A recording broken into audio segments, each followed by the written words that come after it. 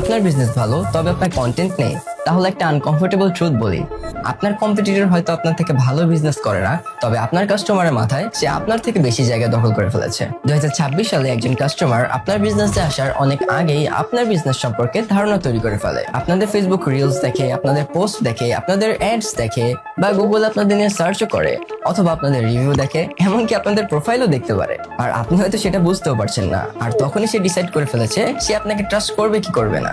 আর এখানেই আসলে কন্টেন্টের আসল ইম্পর্টেন্স।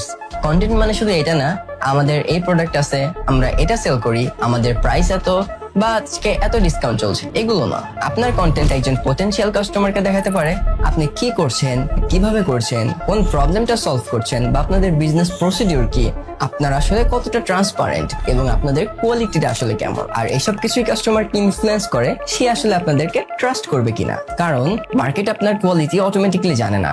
আপনার সার্ভিস হতে পারে অনেক ভালো, আপনার কোয়ালিটি হতে পারে সেরা, হয়তো জেনুইনলি আপনারা বেস্ট ডিলটা অফার করেন বেস্ট কোয়ালিটিতে, তবে কাস্টমার যদি সেটা নাই জানে তাহলে আলাদাভাবে এগুলো কোনো ভ্যালুই তৈরি করে না। So you have to communicate it. তাই আমার কাছে 2026 সালে বিজনেসে কন্টেন্ট মানেই কোনো এক্সট্রা মার্কেটিং অ্যাক্টিভিটিস না, এটা আসলে একটা বিজনেসের ভিজিবিলিটি, ট্রাস্ট এবং ব্র্যান্ড বিল্ডিং এর একটা কোর পার্ট। কারণ কাস্টমার যখন আপনার ক্যাটাগরিতে কোনো কিছু কিনতে যাবে, সে সাধারণতই 100টা বিজনেস মনে রাখবে না, যে সবচেয়ে বেশি তার কাছে ভিজিবল হতে পেরেছে সে সেই জিনিসটাই মাথায় রাখবে। তাই অবশ্যই আপনার গোল হওয়া উচিত সেই কয়েকটা নামের মধ্যে থাকা, because if people don't remember you, they can choose you.